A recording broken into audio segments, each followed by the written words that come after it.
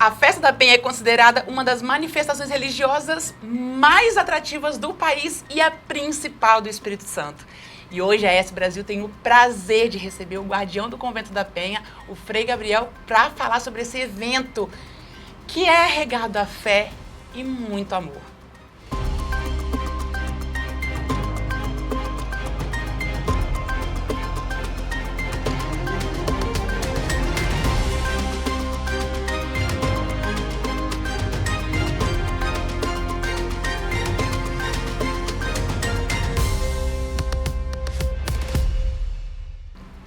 Frei, seja muito bem-vindo ao nosso estúdio. É um prazer te receber aqui, viu? Prazer é todo meu, paz e bem a todos que nos acompanham. É uma alegria poder conversar com vocês sobre a nossa querida Festa da Penha. Frei, a Festa da Penha está no coração, né? Dos capixabas, mas também dos brasileiros, porque eu sei que tem muita gente que vem de fora. Qual a expectativa para esse ano? O que as pessoas podem esperar da nossa tão amada Festa da Penha? Perfeitamente. Quando nós falamos em Festa da Penha, é claro, nós estamos falando da identidade capixaba. É próprio das pessoas que moram no estado do Espírito Santo desenvolverem essa devoção à Nossa Senhora da Penha. Eu brinco que se for 1 quilômetro para o Rio de Janeiro, já não vai encontrar tanta devoção à Nossa Senhora da Penha como encontra 1 quilômetro para dentro do estado do Espírito Santo. Entretanto, essa minha frase já está começando a ficar defasada, porque a festa começa a se tornar ainda mais conhecida, especialmente na nossa região, mas no Brasil todo. Então as pessoas que participarão da Festa da Penha encontrarão um cenário de muita oração, de uma expectativa de também atividades culturais, a experiência das romarias, que são muito intensas e esperadas por todos. E é claro, quando nós falamos de Festa da Penha, nós falamos de multidão. Isso nem sempre é encarado como tão positivo pelas pessoas. Por que a gente pensa em grandes eventos? Os grandes eventos, eles têm uma importância, porque eles trazem para nós aquela sensação de que não estamos sozinhos. Somos um corpo de pessoas e aqui, nesse caso da Festa da Penha, um corpo de devotos de Nossa Senhora. E Frei, conta um pouquinho pra gente sobre o tema desse ano. Qual é o tema? Como foi pensado esse tema? Perfeito.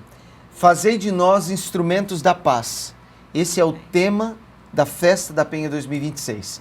A construção dele, ela começa, obviamente, ainda no ano passado. Nós vivíamos a Festa da Penha 2025 e eu pensei, é a minha primeira festa como guardião, já conheço a Festa da Penha, vai ser tranquilo, a gente vai trabalhar juntos.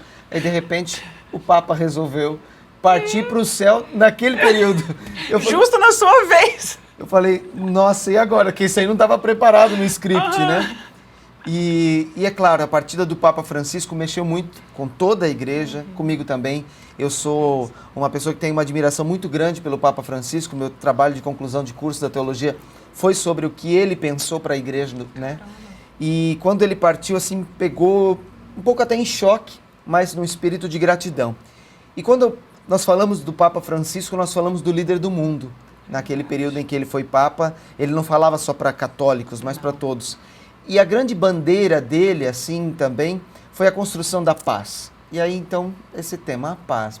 Uma homenagem ao Papa Francisco, a paz. Aí, o Papa Leão XIV, quando assumiu a sua missão, ele foi convidado para estar naquela sacada do Vaticano, onde tem a sua primeira aparição. E é muito interessante, porque ele não é ansioso, não. Ele chegou naquela sacada e, diferente do Papa Francisco, já chegou, bonaceira, bonaceira. Ele chegou e, como um bom norte-americano, olhou para aquele público todo batendo palmas para ele e ficou em silêncio, numa contemplação do rebanho. E aí ele falou uma frase que me marcou muito. Ele falou assim, a paz esteja com todos vocês. Essa é a primeira frase do Papa Leão XIV, lá na sacada do Vaticano. Então, quando nós olhamos para esses apelos, eu falei assim, eu acho que a gente podia trazer essa história da paz, essa construção da paz. E aí, então, nós também refletimos sobre outras duas dimensões. Este ano, nós franciscanos que cuidamos do Convento da Penha desde a sua origem, celebramos os 800 anos da morte de São Francisco de Assis. E ele foi um grande construtor da paz. Uma paz dentro do período da Idade Média, também sempre muito ameaçada, e ele foi um grande construtor da paz. E o Convento da Penha, na tentativa de invasão dos holandeses, ele foi também considerado o Castelo da Paz. Esse lugar que inspira a proteção, já foi também a proteção do Estado do Espírito Santo, porque os holandeses, ao verem o Convento da Penha tentando invadir aqui, viram do céu descendo um grande exército e eles ficaram com medo e foram embora, então garantindo a paz para esse local. Então, juntando tudo isso, nós falamos como é importante nós trabalharmos esse tema da paz, especialmente por causa da realidade que vivemos, o apelo de paz tão necessário para os nossos tempos, seja lá longe, seja lá perto, seja aqui dentro. Então eu penso que quando a Festa da Penha fala sobre o tema da paz, nós queremos também fazer um convite. Então esse tema ele não é só uma reflexão, mas ele é um compromisso, fazer de nós instrumentos da paz. Então por isso a Festa da Penha trouxe esse tema. E Frei, eu estava refletindo aqui, né? Eu gosto muito da Festa da Penha, sou uma grande fã, acho um evento, uma manifestação linda, porque não acolhe só os católicos, acolhe todas as religiões. O senhor consegue perceber isso? Que todas as pessoas de todas as religiões estão ali envolvidas nessa festa? Eu percebo no convento, no dia a dia. É claro que nós somos uma igreja, somos um convento da Igreja Católica, eu sou frei franciscano, vou falar do Deus que eu acredito, da experiência de fé, mas no Convento da Penha nós recebemos todos os dias um número grande de pessoas e não fica lá na portaria contando, se é batizado, entra, não, tira, não pode. Não, nós não fazemos isso, né? Entra quem vem, quem quer fazer essa experiência. E muitos fazem uma experiência de espiritualidade ali e se abrem até a esse encontro com a fé. E a Festa da Penha também tem essa característica. Obviamente, a sua principal finalidade é ser um evento religioso, mas ela atrai as pessoas que vêm de tantos lugares e com tantas experiências de fé, inclusive aqueles que não creem, mas que percebem no período da Festa da Penha uma oportunidade de exercitar esse dom da espiritualidade, uma necessidade do ser humano. É muito forte, né? Muito bonito. Reúne tantas pessoas de tantos lugares, mas no fim das contas eu acredito que é com o mesmo propósito, né? Perfeito. Tem um Deus e cada um com a sua particularidade está ali, mas para adorar um Deus, né? Frei, sobre a programação, como a gente está esse ano com a Festa da Penha? Vamos ter muitas romarias, né? Sim, são 14 romarias e são mais de 50 missas, né? Caramba. Quando nós falamos dessa programação, ela é bem intensa nesse período da festa, mas já foi preparada com muita antecedência e, é claro, segue uma certa tradição dos anos anteriores. Então, aqueles que já participam da festa, estão familiarizados com ela, é claro, devem bater o olho lá na programação para ver, porque sempre é preciso ajustar alguma coisa, né? Então, a programação conta com diversas romarias, especialmente a Romaria dos Homens, que é, de fato, a mais aguardada por todos, que esse ano terá uma alteração de horário. Ela vai ser 1 hora mais cedo. A Romaria dos Homens, ela costumava começar às 18 horas com a missa de envio lá na Catedral de Vitória. Esse ano essa missa, ela começará às 17 horas ainda lá na Catedral de Vitória também. Então nós vamos ter 1 hora de antecedência. Por quê? A Romaria dos Homens, ela já foi menor. Hoje ela atingiu um patamar tão bom em que nós falamos de mais de 1 milhão de participantes. Mas movimentar 1 milhão de pessoas demora mais tempo do que movimentar, 50, 100 mil. Por isso, então, nós aumentamos 1 hora dela para que nós possamos fazer esse trajeto com ainda mais segurança, bem-estar, para garantir que todos possam fazer com tranquilidade essa romaria. Que demais. E Frei, começa quando a festa? Fala pra gente, por favor, quando começa, quando termina e as novidades, né? Porque todo ano a Festa da Penha surpreende e tem um trem diferente, mais atrativo do que o ano anterior. Excelente. Olha, na cabeça do guardião do Convento da Penha, a Festa da Penha começou ano passado já. Todas as reuniões, as atividades, né? Mas é claro que agora na programação oficial, né, a festa ela começa com, eu diria até um aperitivo da festa, né, no Sábado Santo, dia 4. Nós teremos às 9 horas da manhã, lá no campinho do convento, a subida daquele terço gigante que é colocado nas palmeiras. Que coisa linda. É um momento muito bonito. É feito por voluntários e olha, tem uma surpresa aí, mas eu não vou contar porque tem que ir lá para ver. Poxa vida, hein? Cadê a assessora? Brenda, conta olha pra aí, mim. Ela tá proibida. E não é nem por mim, são pelos voluntários que fizeram o terço. Que demais, que demais. Nós vamos então fazer a subida do terço, mas a programação do oitavário, que é esse período que antecede o dia da padroeira, ela começa no dia 5, domingo de Páscoa mesmo, às 14 horas também no campinho do convento, com a acolhida dos freis franciscanos, a oração da coroa franciscana de Nossa Senhora, que é um terço que nós rezamos, depois o momento devocional e a missa de abertura da Festa da Penha às 16 horas, também lá no Campinho do Convento. Então, no dia 5, domingo de Páscoa. É fácil lembrar, uma mão cheia de dias, 5 dias, 5 de abril, nós teremos o início da festa. E Frei, teremos romarias, teremos missas e teremos shows também, né, esse ano. Perfeitamente. Depois da Romaria das Mulheres, nós teremos um show com a Eliana Ribeiro. Depois da missa de encerramento, nós teremos o show com o cantor católico Tiago Brado, que ele compõe músicas muito bonitas, com uma letra muito profunda e que também tem um carinho por esses momentos fortes da igreja. E é claro, durante a programação aí, um pouco antes desses 2 dias, nós teremos pequenas apresentações culturais ou apresentações culturais que vão valorizar ainda mais a cultura capixaba, a música clássica. Então nós teremos um concerto de música, apresentação com a pré-estreia de um filme. Tudo isso para enriquecer a programação da festa, que também é cultural, embora a sua principal finalidade é ser uma experiência de fé, mas ali cultura e fé não são opostas, mas se encontram.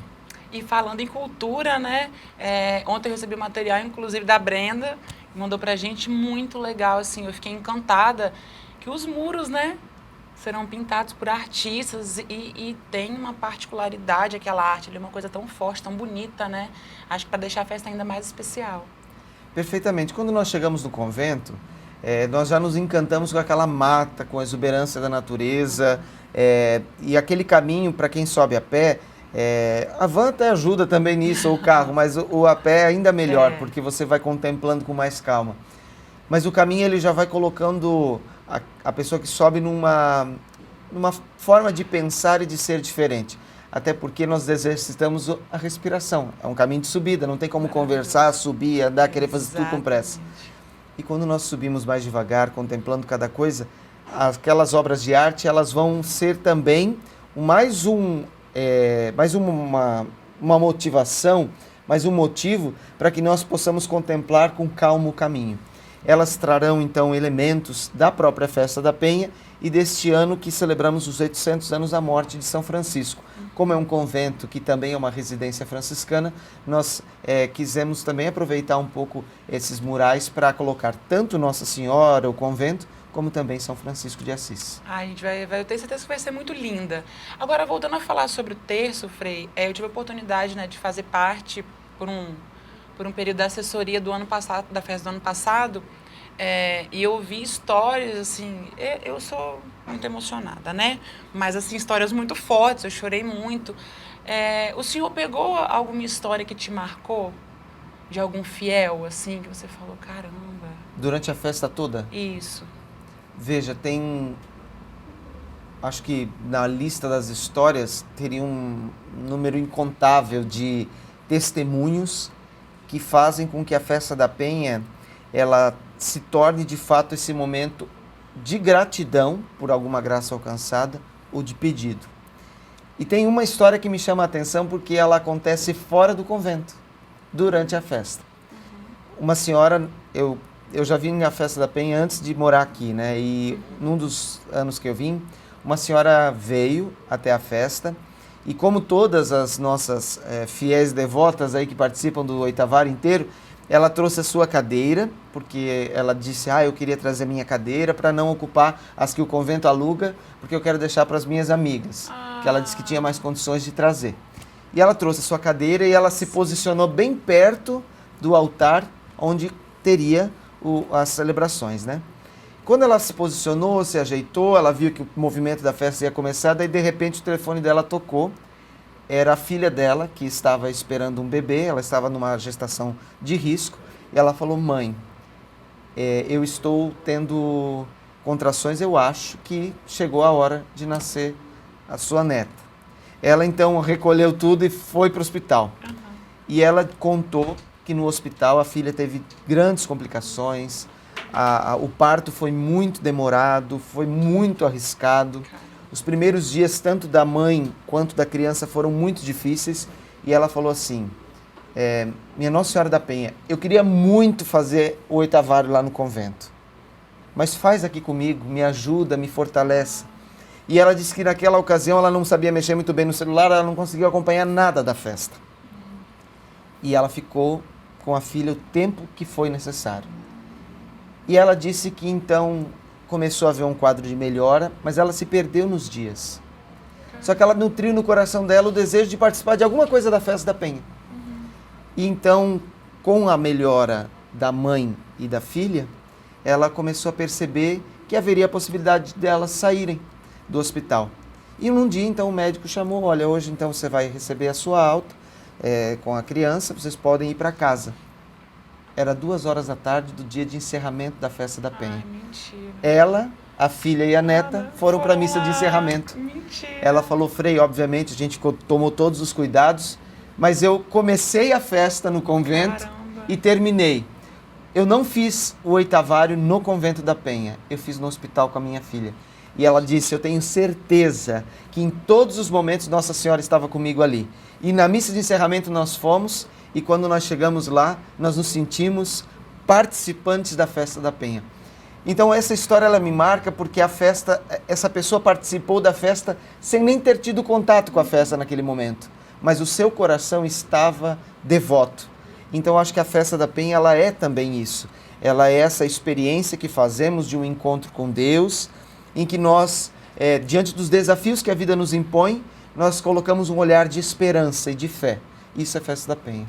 São histórias que tocam a gente, né, Frei? A gente está na Semana Santa, a gente até estava falando aqui antes, é uma semana que a gente precisa, óbvio que a gente precisa se cuidar durante todos os dias do ano, mas é uma semana que a gente passa por muitas provações também, né?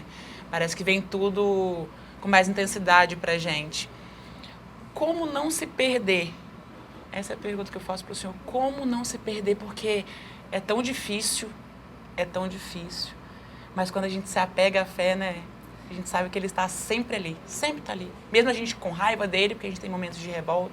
Aconteceu comigo há um tempo, de eu brigar com ele. E de repente eu falei, caramba, eu estava brigando com ele, mas ele estava falando, filha, eu tô aqui. Então eu acho que a festa da Penha, ela vai muito além, né? A pergunta sobre como não se perder é a pergunta de R$1 milhão, né?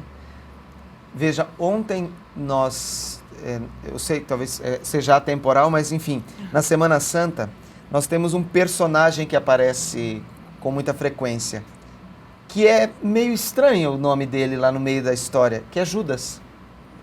Judas Iscariotes foi discípulo de Jesus, ele não esteve afastado, ele não era um estranho para Jesus, ele era do grupo dos amigos, ele cuidava da bolsa, do dinheiro dos discípulos, ele ouviu tudo que todo mundo ouviu, ele viu tudo que todo mundo viu.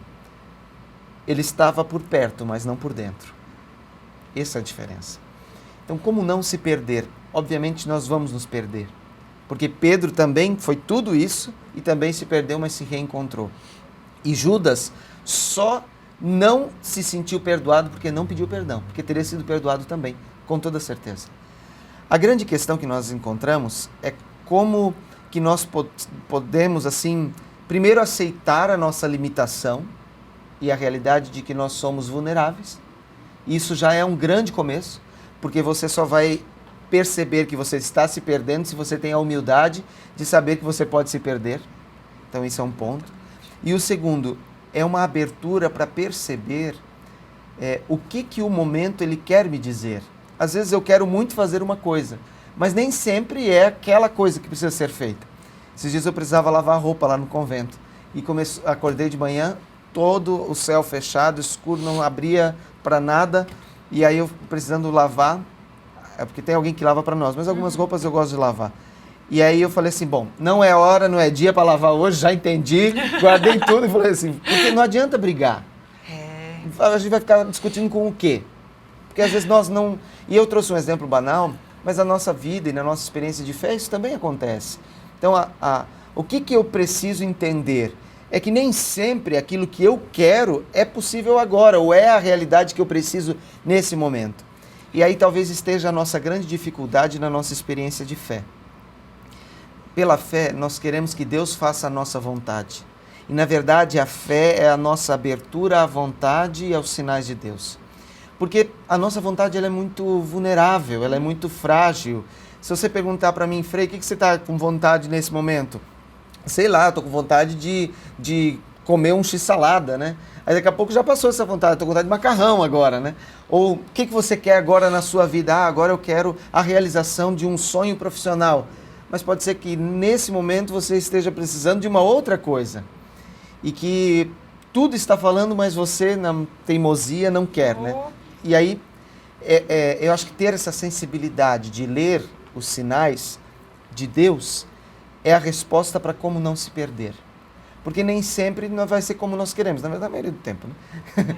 Mas quando nós nos abrimos aos sinais e percebemos, com certeza Deus tem algo a nos mostrar. E eu volto no exemplo dessa senhora que eu falei. Talvez se ela tivesse ficado rígida, não, eu tenho que ir no convento, tenho que ver a festa da Penha, e ficasse com o coração dividido entre a filha e a festa, ela viveria uma grande crise dentro do coração dela. Ela se entregou à filha naquele momento. Ela entendeu os sinais.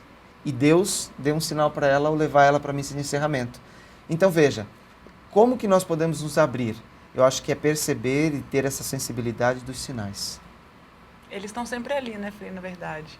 A gente que é teimoso, eu digo por mim, tá?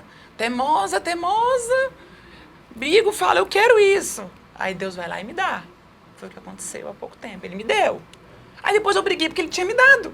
Aí depois que passou, eu falei, meu Deus, mas eu pedi isso lá e eu esqueci. A gente tem essa mania também, né?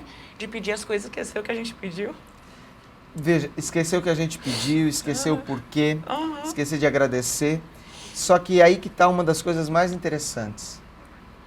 Nós esquecemos que Deus, Ele não está aqui para que nós possamos enchê-lo de pedidos.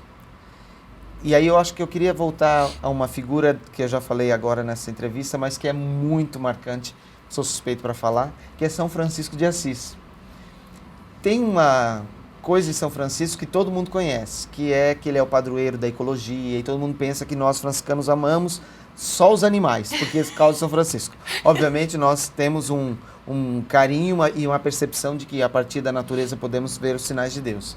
Mas São Francisco é muito mais do que uma pessoa que nos ensina a gostar dos animais. E ele não foi pai de pet também. Eu recebi já essa pergunta, se ele teve pet. Não, ele teve animais com que ele também teve proximidade, mas é um conceito bem moderno. Pai de pet não. Pai de pet também não. Ele teve um falcão que chamava ele todos os dias de manhã para ele rezar, e um lobo que ele acalmou, enfim, Mas São Francisco, ele teve uma inspiração que eu acho que nos ajuda muito a conversar sobre isso, sobre a fé. No final da vida dele, ele teve várias doenças. Ele tinha o que nós chamamos hoje de barriga d'água, então ele tinha problemas estomacais muito graves. Os seus olhos, dentro da experiência medicinal da Idade Média, parece que isso era uma certa coisa comum. Ele tinha muitas dores nos olhos, então eles cauterizaram os olhos dele com ferro quente, praticamente queimaram os olhos para que ele não sentisse tanta dor. Então ele estava com barriga d'água, cego, e ele também tinha assim as marcas de quem andou muito, de quem cuidou de doentes, então provavelmente todas as artrites, artroses e, enfim, várias dores.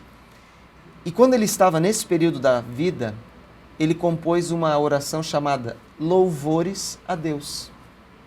E ele dizia nessa oração que Deus é o refrigério, Deus é o descanso, Deus é todo o bem, Deus é o amor.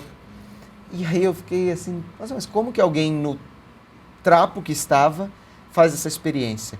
Porque ele percebe, acho que essa é a grande lição de São Francisco que nós podemos tirar, ele não percebe que Deus existe para nos servir.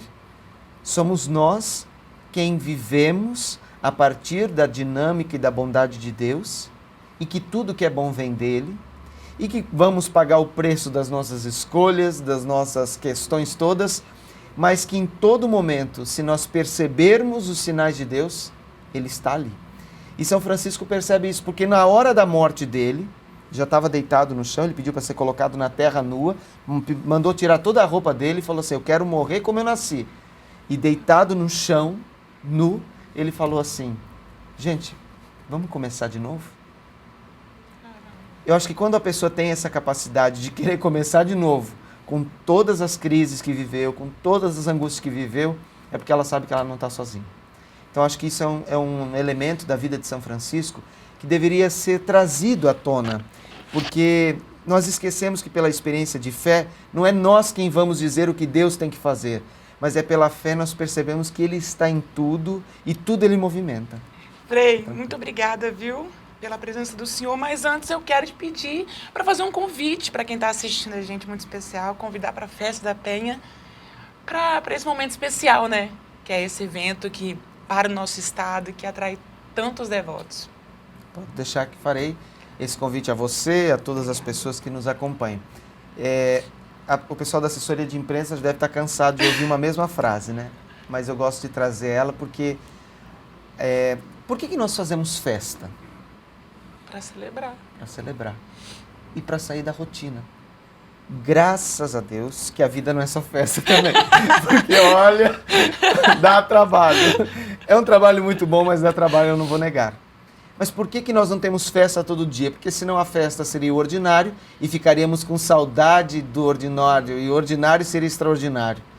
A festa é o extraordinário e a gente precisa da festa para encantar, para animar, para lembrar a gente de coisas que às vezes já estão esquecidas, estão lá na gaveta e de repente a gente tira e volta a lembrar e recordar. Então a festa é o momento do extraordinário. E tem uma frase que eu já falei muito, mas eu vou voltar a ela porque ela é muito boa, é um santo também, um frei franciscano chamado Inácio Laranhaga.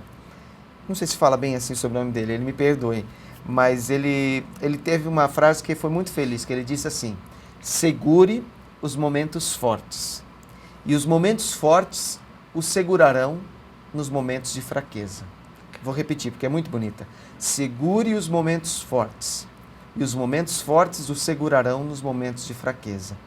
A festa é um momento forte. É quando a gente reencanta o coração, grita, viva Nossa Senhora da Penha, e bate palma, e tá junto, e chora, e se alegra, e reclama também um pouquinho, e depois continua, e chora de novo, e canta, e louva, porque depois a gente volta para o ordinário. Na terça-feira, depois da festa, no convento tem missa 7, 9, 11, 15 e 30, confissões, e toda a programação volta ao normal. Mas é diferente, porque nós estamos encantados com a festa. Então, abra-se a esse momento de festa, talvez para conciliar com o que nós falamos.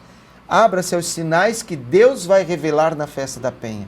Porque é a festa que nos provoca, não somos nós quem fazemos a festa, é ela quem diz algo para nós através da ação divina. Então, na Festa da Penha nós vamos ter muitas surpresas, muitas atividades, uma programação intensa, mas eu digo para você, eu sei detalhes daquela programação, mas eu fico animado e inspirado para saber o que Deus vai fazer com aquelas linhas todas que a gente preparou, mas que eu tenho certeza que Ele prepara muita coisa ali no meio, que foge do nosso controle e que fica muito especial. Então convido a todos para participarem da programação da festa, seja presencialmente no convento, no Parque da Prainha, nas romarias, nos eventos culturais, nas celebrações, nas missas, ou então pelas redes sociais. A Festa da Penha é uma jovem senhora de 456 anos, mas ela também é moderninha, então nas páginas do convento, nas páginas oficiais da Arquidiocese de Vitória do Espírito Santo, nas páginas da Festa da Penha, as pessoas também vão poder acompanhar a transmissão das celebrações. Perfeito, Frei. Mais uma vez, muito obrigada, viu, pela presença do senhor aqui. Foi um prazer, tenho certeza que eu estourei o tempo, falo pra caramba, aí vocês cortam aí o que não der pra usar.